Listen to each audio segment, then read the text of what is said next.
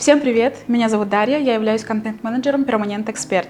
И сегодня я отвечу на 10 вводных вопросов касаемо визуала и контента в целом. Итак, первый вопрос. Какой же телефон выбрать для создания контента?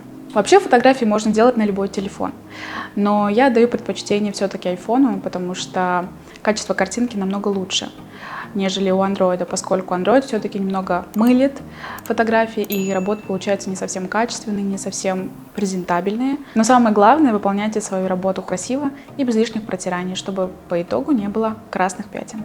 Второй вопрос. Какие программы я использую для обработки фото? Первое – это Lightroom. Я думаю, что хорошо известный. В нем я непосредственно выравниваю тон лица, тон кожи, цветокоррекция, светокоррекция там потрясающая, поэтому я очень его советую, искренне рекомендую, если вы хотите получить красивую кожу на фото. Вторая программа называется Snapseed. В нем я использую пару инструментов, которые очень классно работают. Это выборочная коррекция, точечные участки, которые я высветляю, убавляю насыщенность, либо добавляю, наоборот, яркости.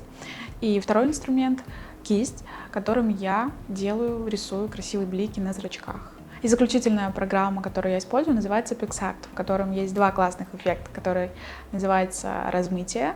Он делает эффект макрокамеры. Конечно, не заменяет, но в целом этого эффекта вполне можно добиться с помощью размытия. И второй эффект черно-белый, в котором вы можете сделать фон нейтральным, собственно, черно-белым, и акцент будет на человеке.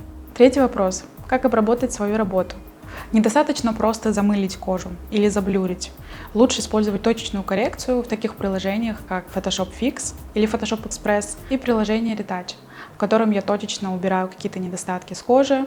Детальная обработка заключается в убирании недостатков, прыщей более точечно, без блюра, без лишней замыльности кожи, потому что это будет смотреться неестественно и некрасиво. Поэтому все-таки перед тем, как вы будете обрабатывать в Lightroom, это второй этап, следует точечно, аккуратно пройтись по этим недостаткам, и, соответственно, кожа будет выглядеть естественно, натурально и живо. Отличия программ Photoshop Fix или Photoshop Express и Retouch на самом деле нет, просто кому как удобно. Четвертый вопрос. Наверное, самый важный, как правильно фотографировать свою работу. Самое первое и главное правило заключается в том, чтобы вы обязательно перед съемкой протирали камеру. Это очень важно, несмотря на то, что у вас Android или iPhone, обязательно протирайте камеру. Чтобы вам было понятно, мы разберем хорошую фотографию и плохую фотографию. Плохая фотография — это та фотография, которая снята с плохим освещением, с замыленной камерой, то есть с грязной камерой, и чаще всего в неудачном ракурсе. Хорошая фотография все эти пункты исключает. Сейчас вы видите плохую фотографию. Какие нюансы мы здесь видим? Это плохой свет, не виден результат работы. Выложив такую работу в ленту, вряд ли будет понятен результат вашим клиентам, и вряд ли они придут к вам на процедуру. Пятый вопрос. Что делать с видеоконтентом в 2022 году? Сейчас, как вы знаете, у нас пропали вкладки с IGTV и просто видео. Осталась только вкладка Reels. Reels является самым эффективным инструментом вашего продвижения, самым главным бесплатным. Как снимать Reels и что вообще с этим делать? Reels — это короткие видео, которые прекрасно залетают, но необходимо вставлять звук самого Инстаграма.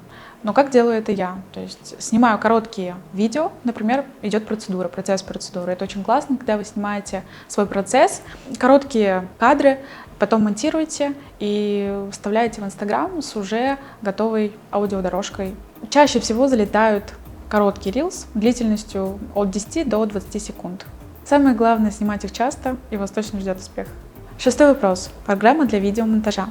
Я использую две программы — VN и CapCut. Мне наиболее удобно монтировать в программе VN, потому что там очень удобный интерфейс и классные инструменты. А в CapCut есть две классных фишки. Это стабилизация видео, то есть когда вы снимаете и у вас немножко трясутся руки, это естественно. Соответственно, вы загружаете в CapCut, прогружаете через стабилизацию, и у вас видео красивое, ровное и плавное. И второй инструмент в CapCut — это автоматические субтитры. То есть когда вы рассказываете, например, о процедуре или просто приветствуете своих клиентов на видео, например, в Stories, там есть инструмент автоматические субтитры, которые за вас уже вставляют слова, текст на видео. Тем самым зрителям будет удобнее вас понять, не включая звук.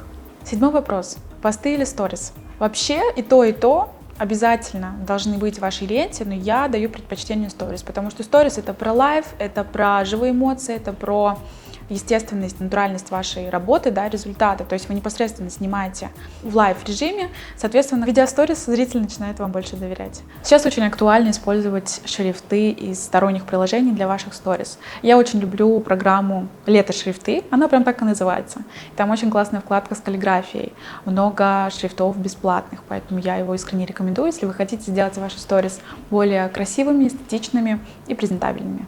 Посты, они должны быть в ленте, но не такие тексты, как были раньше, помните, да, вот там, скажем так, все были такими экспертами, очень много писали, рассказывали подробно. Но я советую все-таки в посты, в ленту, да, вносить краткую какую-то информацию, а уже более подробно размещать в сторис. И было бы круто, если бы вы говорили именно на камеру, да, голосом.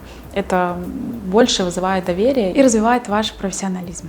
8 вопрос. Инстаграм жив или стоит вести параллельно страницу ВКонтакте? Я скажу так, что Инстаграм жив и будет жить, но немножко у него изменилась работа, и алгоритмы изменились. Таким образом, что у нас сейчас нет таргета, и единственный источник продвижения бесплатный, да, как я уже говорила ранее, это Reels. Но Инстаграм не исключает работы с блогерами. То есть, чтобы продвигаться и продвигать свои услуги, было бы здорово, если бы вы находили людей, блогеров, которые приходят к вам на процедуры и, соответственно, о вас рассказывают. Стоит ли вести ВКонтакте? Тоже стоит, потому что это та площадка, в которой есть таргет.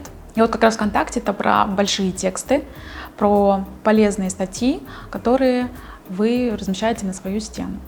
Плюс там очень интересный интерфейс у пабликов. Это обложка, также можно делать какие-то закрепленные сторис и клипы, что-то вроде Reels. Но есть один маленький нюанс. ВКонтакте это Инстаграм 2013 года. То есть помните, когда Инстаграм только появился, это 13-14 год, он был достаточно, древний, то есть не было никаких инструментов, а ВКонтакте активно развивался. Но мы из ВКонтакте ушли, начали активно продвигать Инстаграм, пользоваться таргетом, пользоваться SMM-услугами. ВКонтакте потихонечку уходил и сдавал свои позиции. И сейчас, когда в Инстаграме нет таргета, мы работаем в ВКонтакте, запуская таргет там. Но все-таки ВК нужно также время, более 10 лет, чтобы он превратился в Инстаграм, который был в 2021 году. 9 вопрос. Стоит ли вести ленту в единой тональности и насколько это влияет на продвижение? Я считаю, что стоит хотя бы плюс-минус придерживаться основных таких моментов, как освещение. То есть если у вас будут фотографии там какие-то светлые, темные, все это будет вперемешку, это будет смотреться не эстетично и не очень красиво.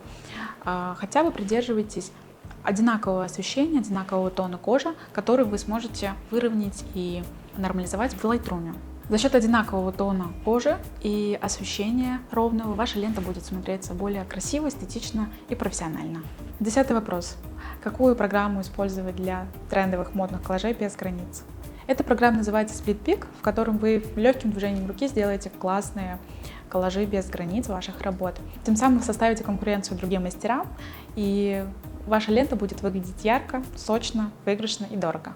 Но я не советую частить с этими коллажами для того, чтобы у вас было разнообразие в вашей ленте. То есть вы можете чередовать, да, крупный план, общий план, коллаж. Ну вот, собственно, и все. Мои вопросы на этом закончились. Если у вас остались дополнительные вопросы, задавайте их в комментариях. Также подписывайтесь на канал, ставьте лайки и до новых встреч!